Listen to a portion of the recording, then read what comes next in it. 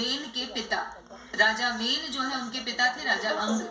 तो जब वेन का जन्म हुआ तो वेन जो थे वो थे बहुत ही क्रूर कर्म करने वाले, और उनकी जो दुष्टता थी वो ऐसी थी कि वो जो राजा उनके पिता जो थे यानी कि राजा अंग, वो इतने उद्विग्न हो गए, इतने व्याकुल हो गए कि उन्होंने अपना नगर ही छोड़ दिया और सब कुछ वेन के हवाले कर दिया। तो अब वेन जो था वो बन गया भूमंडल का राजा। और वेन ने क्या घोषणा कर दी? वेन ने ये कहा कि कोई भी यहाँ पर दान दक्षिणा हवन पूजा पाठ यज्ञ कुछ नहीं करेगा, क्योंकि ये फिर अपराध हो जाएगा। और किस लिए? क्योंकि वो कहता है, राजा वेन क्या कहता है कि मैं ही सबसे अधिक वंदनीय हूँ, मैं ही पूजनीय हूँ, कोई और देवी देवता नहीं है, इसीलिए आप सब मेरी पूजा करो। तो अब जब ऐसा कहा तो ऐसे वचन जब ऋषि मुनियों ने सुने तो उन्होंने आपस में बात की और फिर राजा से ये कहा कि आप ये कह रहे हैं कि कोई यज्ञ हवन इत्यादि नहीं करना है, लेकिन इन्हीं यज्ञों से ही स्वर्ग के जो देवता है वो संतुष्ट होते हैं, और इन्हीं के कारण जब देवता संतुष्ट होते हैं तभी बरसात होती है, जल वृष्टि होती है।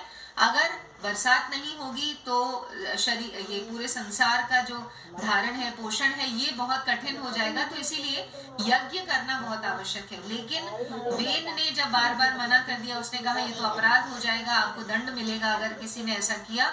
तो फिर ऋषि मुनियों ने मिलकर बहुत क्रोधित हुए और उन्होंने मंत्र उच्चारण के द्वारा कुश हाथ में लेकर और कुश के द्वारा राजा वेन को ही मार डाला। अब राजा ही मर गया राज्य का, तो संसार में, पूरे संसार में अराजकता फैल गई, सभी और अशांति हो गई, कहीं कोई संभालने वाला नहीं था।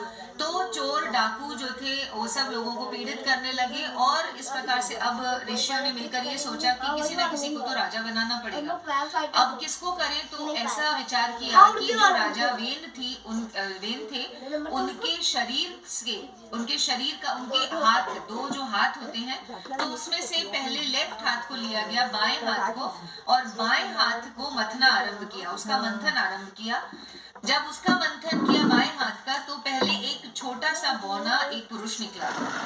अब उसका नाम रखा गया निषाद। ये निषाद जो था ये अपने पिता के सभी भयंकर पापों को लेकर, उनके कर्मों को लेकर पैदा हुआ था, तो इसीलिए ये भी हिंसा और लूटपाट में विश्वास रखता था, और ये इसीलिए इसको राजा नहीं बनाया गया, ये चला गया वन में, पर्वतों में रहने के लिए, निषाद। तो निषाद नामक जो हम एक जाति देखते हैं वो यहाँ से आरंभ हुई। इसके बाद में वेन का शरीर फिर सोचा कि अब क्या करें, तो अब फिर वेन का दूसरा हाथ का मंथन किया गया, लेकिन यानी कि राइट हाथ का, यानी कि दाएं हाथ का मंथन किया गया। अब उससे फिर एक स्त्री और एक पुरुष का जोड़ा प्रकट हुआ। स्त्री जो थी उसका नाम रखा गया अर्ची, और पुरुष जो थे वो थे साक्षात विष्णु जी के अवतार, सब उनमें लक्षण थे विष्णु जी के, इसीलिए उनको विष्णु जी का अवतार माना गया, और इसीलिए उनका नाम रखा गया पृथु।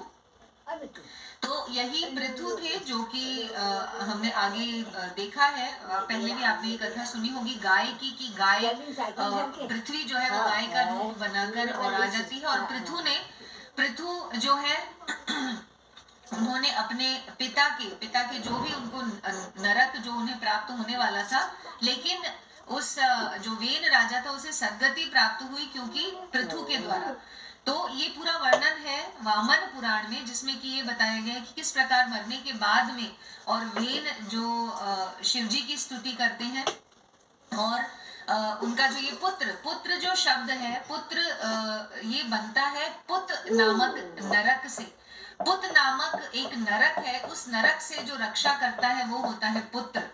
तो इसीलिए उसका जो पुत्र था वेन राजा का, यानी कि जो पृथु थे, उन्होंने पृथ्वी को गाय बनाकर और उनका दोहन किया, और इस प्रकार से पूरे जगत में सभी जो औषधियां चाहिए, जो भी उस गाय से जो भी प्राप्त हो सकता था, तो पृथु राजा ने ये पृथ्वी को बचाने के लिए और समस्त जन कल्याण के लिए ये कार्य किया।